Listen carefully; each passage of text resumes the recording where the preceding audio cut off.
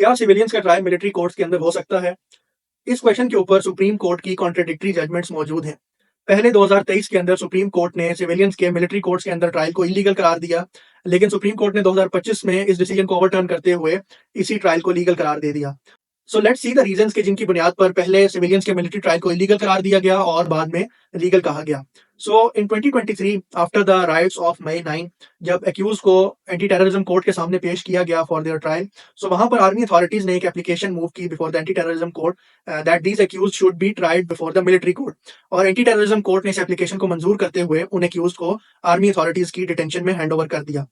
सो इसके अगेंस्ट उन एक्यूज ने सुप्रीम कोर्ट को अप्रोच किया, ये रिक्वेस्ट करते हुए that their trials must be conducted by the anti terrorism court, not in military courts. क्योंकि मिलिट्री कोर्ट्स के अंदर वो प्रोसीजर्स जो कि एक ट्रायल को फेयर ट्रायल बनाते हैं, बाज औकात वो अवेलेबल नहीं होते अंडर द आर्मी एक्ट।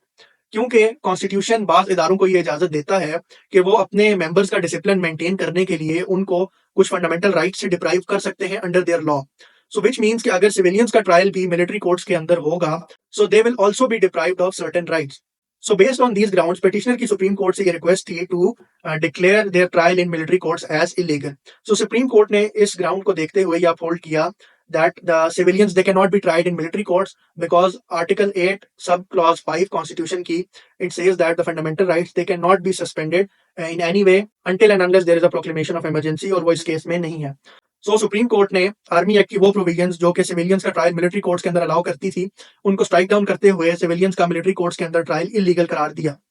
इस डिसीजन को हुकूमत ने दोबारा सुप्रीम कोर्ट के अंदर चैलेंज किया through an intra court appeal, और इस केस के ऊपर सुप्रीम कोर्ट ने अपना फैसला जाकर 2025 में सुनाया। और इस फैसले के अंदर सुप्रीम कोर्ट ने पिछली अपनी जजमेंट को ओवरटर्न कर दिया, और साथ ही साथ जो प्रोविजंस पहले सुप्रीम कोर्ट ने स्ट्राइक डाउन की थी उनको दोबारा से रीइंस्टेट कर दिया गया। और साथ ही साथ सुप्रीम कोर्ट ने यहाँ पर लेजिस्लेचर को ये ऑर्डर किया that they should legislate a law जो कि इन एक्यूज को ये अलाउ करेगा कि वो हाई कोर्ट के अंदर अपील फाइल कर सकेंगे अगेंस्ट देयर कन्विक्शन।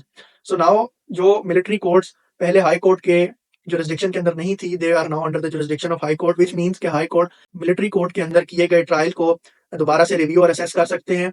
और अगर उनको ये लगता है कि मिलिट्री कोर्ट के अंदर कोई फेयर ट्रायल की रिक्वायरमेंट पूरी नहीं हुई, या फिर एक्यूज का कोई फंडामेंटल राइट जो कि फेयर ट्रायल को एस्टैब्लिश करता है वो पूरा नहीं हुआ, तो हायर कोर्ट्स उस कन्विक्शन को ओवरटर्न कर सकती हैं। So based on this condition supreme court ने सिविलियंस के मिलिट्री ट्रायल को दोबारा से अलाउ कर दिया।